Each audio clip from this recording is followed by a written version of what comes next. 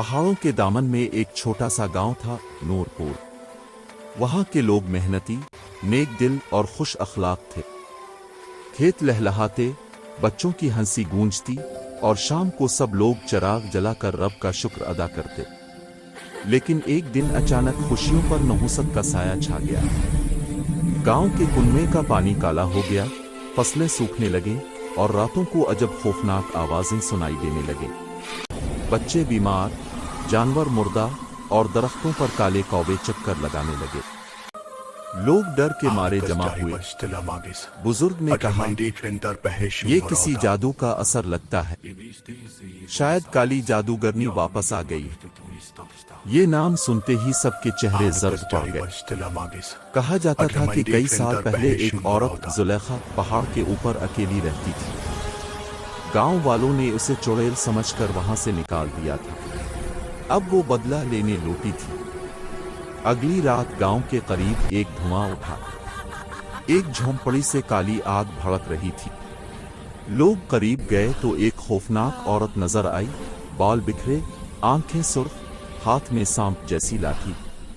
वो चीखी, तुमने मुझे अकेला छोड़ा था, अब तुम सब मेरी तन्हाई का मजा चखोगे। गांव वाले खौफ से भाग गए, मगर एक लड़की, हिना, नहीं भागी। उसने अपनी दादी से सुना था कि जुलेखा कभी एक नेक औरत थी जो लोगों का इलाज करती थी। हिना ने हिम्मत की और रात के अंधेरे में पहाड़ की तरफ चल पड़ी। पहाड़ की चोटी पर जादूगरनी उसे देखकर हंसने लगी। छोटी सी लड़की, ताब क्या कर लेगी? हिना ने नरमी से कहा, तुम कभी सबकी मदद करती थी, फिर लोगों के खौफ ने तुम्हें चुड़ैल बना दिया, मगर तुम अब भी दिल से इंसान हो। जुलेखा की आंखों से आंसू बहने लगे।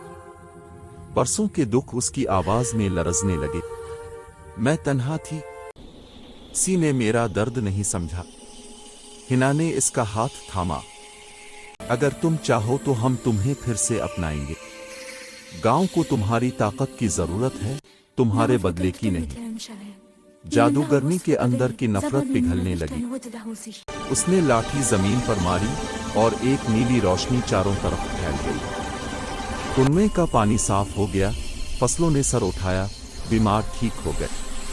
जुलेखा की शक्ल बदल गई। वो अब एक आम, नर्म चेहरे वाली औरत बन चुकी थी। गांव के लोग हैरान रह गए, मगर हिना ने कहा, यह है असल जादू, मोहब्बत और मुआफी का। इस दिन से नूरपुर के लोग न किसी को हकीर समझे, न अकेला छोड़ा, और पहाड़ पर रहने वाली जुलेखा अब सबकी मुहाफिज बन गई।